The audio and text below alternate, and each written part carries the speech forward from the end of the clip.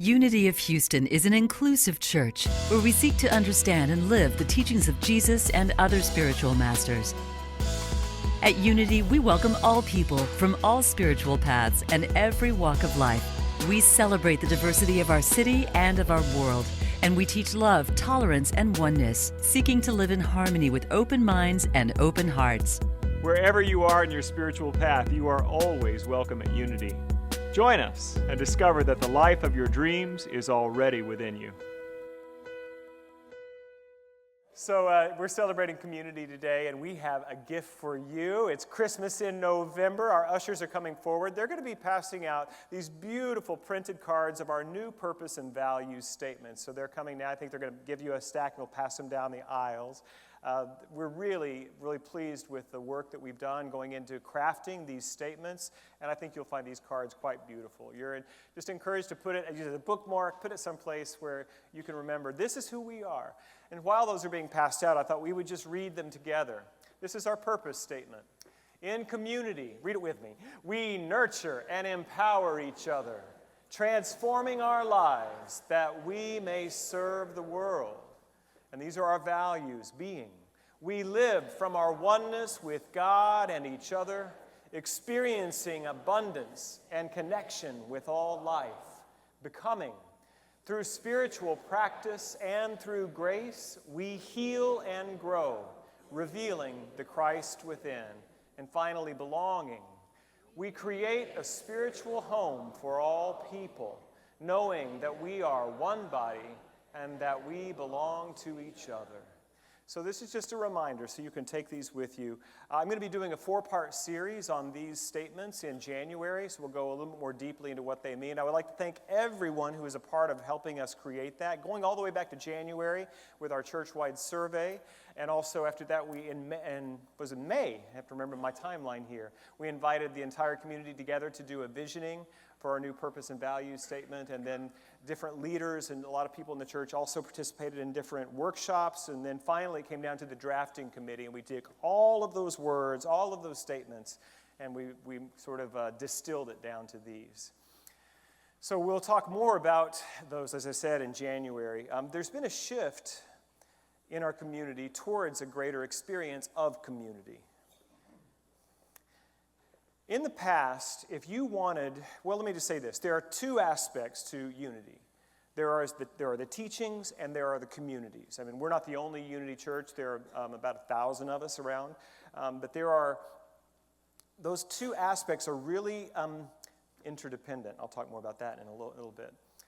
But the teachings in the past, if you wanted to read these books, you wanted to find these books, if you wanted to have this teaching of discovering the power within you, you had to go to a Unity church or a New Thought Center. That's what you had to do. But since the 80s, that has really changed. We no longer have the exclusive content. Everything changed AO after Oprah. Have you noticed? I mean, these same authors that you had to go to Unity to find out about, now they're on, worldwide television.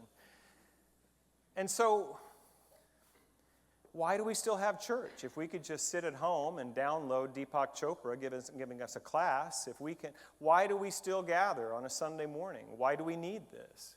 The teaching is no longer exclusively here, but the community still is. There's something about gathering together. And whether or not, it's really, you can go to so many levels of this. I had someone this week talk to me about it. She's like, really, all I need from this community is just a place where I can come and be around people who are on the same positive, practical, spiritual path that I am. She's not really wanting to go deeper yet. We'll get her into the classes and the small groups. But there is something that you can't experience until we gather together. And for those who are watching online, we really encourage you to come here when you can. And if you don't live nearby, find another place where you can be in the same room, breathe the same air with other souls, because they will strengthen and support you on your walk. Amen? Amen. So that's why we're still here. That's why we're still here. I love that song. I've been through the fire. I've been through the flood. Through it all, God what? God blessed me. Through it all, God kept me. And I still have a praise inside of me. Really, the choir could just give the sermon today. I think that's great. But the part of the statement, if you want to look at your little card here, on the purpose statement where it says, we transform our lives that we may serve the world. That's the part I really want to focus on today, because this is the culmination of our 7-week study of this incredible book by Eric Butterworth called Discover the Power Within You. And today, the theme is the great demonstration.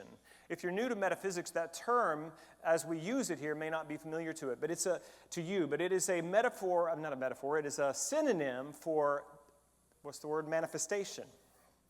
It's the same thing. What it means is that if you take this truth teaching, and you believe it, embody it, reshape your thinking around it, it will demonstrate. Truth will demonstrate.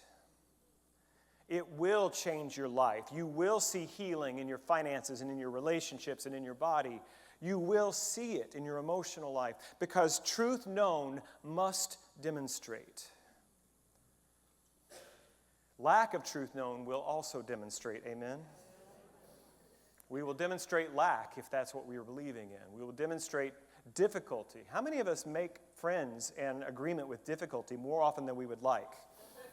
Okay, a few of us are willing to admit it. We all do it, I know. But this is what we're about today as we complete this 7-week series.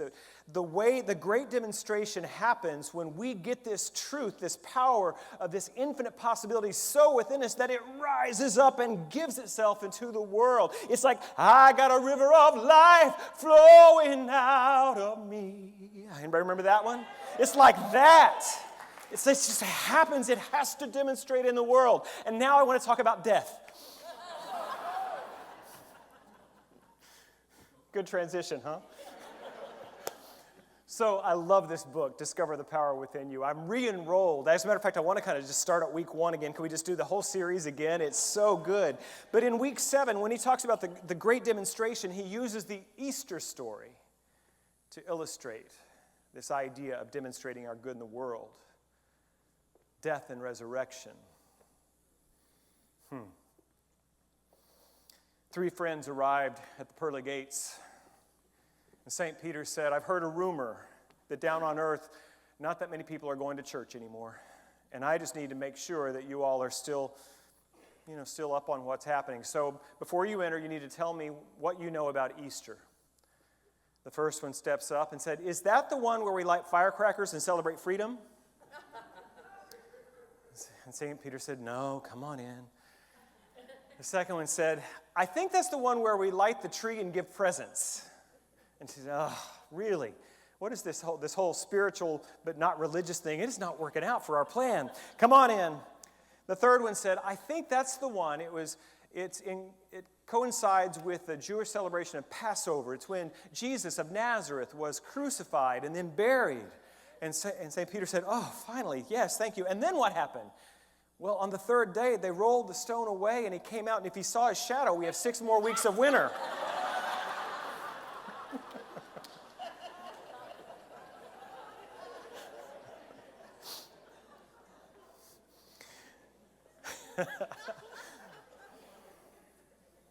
It's not the story, is it? All of the great stories that we tell contain some version of death and resurrection.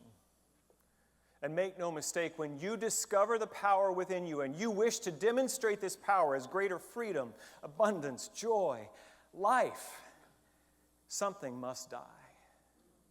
Your old thought, your old limited beliefs, that old stinking thinking, your BS, your belief system. Something's got to die in there. Something must die before it can be resurrected. I've been reading quotes from this amazing book, and even if you aren't just now joining us, I really encourage you to go pick it up in our bookstore. It's called Discover the Power Within You. Eric Butterworth was one of the great figures in our movement, kind of the second generation of the Unity teachers. And this is a little bit longer quote. I've been reading a quote every week from the book, but this one, as we used to say in my church, this'll preach. This is the keynote of the great demonstration of Easter. You are divine. No matter what you have thought of yourself, no matter what you have done in your life or with it, no matter how limited your experience has seemed to be, You are divine. Like the prodigal son, you may have been living off in a far country. You may have come to know want in the form of obstacles, handicaps, or inharmonious experiences. You must wake up. You must realize the depth of your own divine potential.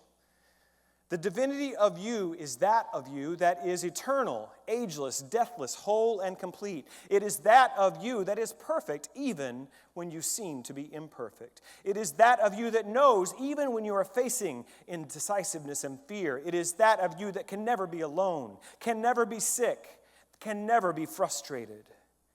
It is the true God self of you. We must say to ourselves, as with Paul, "Awake, thou that sleep, and Christ shall shine upon thee." Every one of us must come to himself and take the giant step from here to eternity. Can I get an amen? Amen. There's power in those words. That we are here to die to the former self, to let those old false, limiting, small ideas of who and what we are die so that we can be born, resurrected, lifted up into the truth of our being.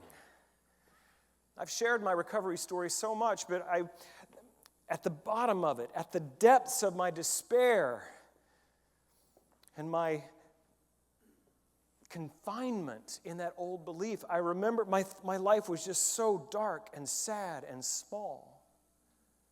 And I've shared that when I first came in that state to a New Thought church and people talked about what I really was, I did not believe it. I could not believe it. I could not even imagine that my life could be bigger than it seemed, than it felt. That idea of me had to die. And I had to have a little bit of room, just a little room for grace to enter. And then a new idea could be revealed in my life as my life. And you know what? It's still happening. There are still parts of me that have to die, so that I can move into the greater yet to be of what God is calling me and you to. That's what we're here to do. Release those lesser ideas, those false beliefs, those limited thoughts about who and what we are, and embrace this deeper truth that we are here to shine the light of God on planet Earth. And do we need it now?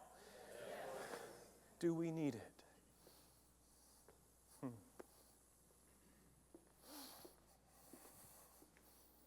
We demonstrate the power of God as our very lives. We are called to bring the infinite into this space, to bring the eternal into this time.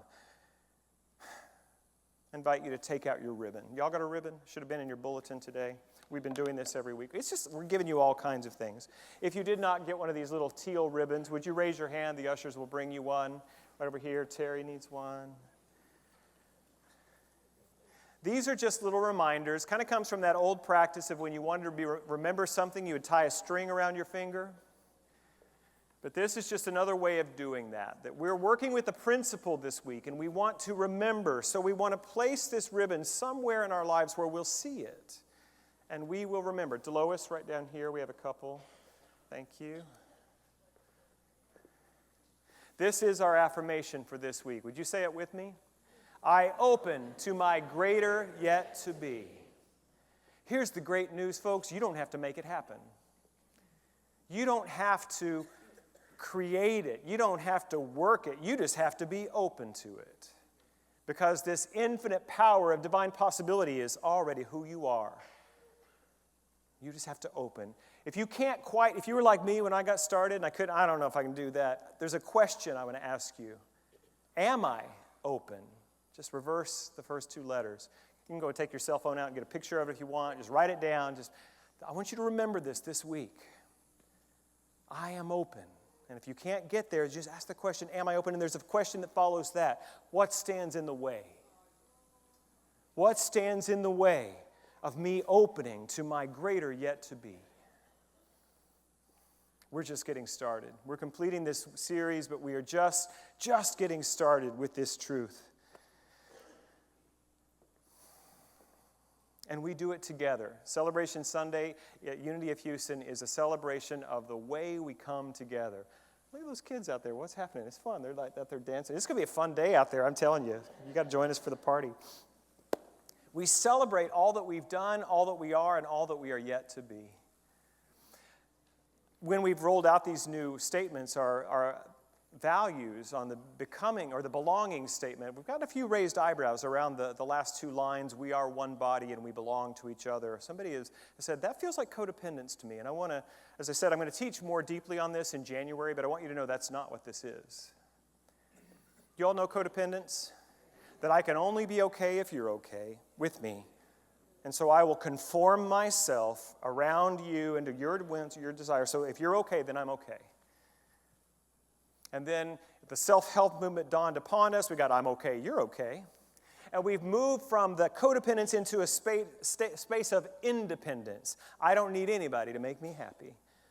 I am full and complete on my own. And that is powerful and a necessary stage of development, but there's more. Because when you're trying to build spiritual relationships, love doesn't live in that independence. We have to find some way to come together. And so we enter into this realm of interdependence. And what interdependence means is that I recognize how much I need you, not so that I'm okay, so that I can give my gift and receive the gift you have to give me. This is what we're being ushered into as a community, to be moving into this place of interdependence, of great authenticity, vulnerability, opens. We share our lives with each other. And we're lifted into that transformation. We're lifted into the greater yet to be of our individual lives. And when we do that collectively, Katie, bar the door.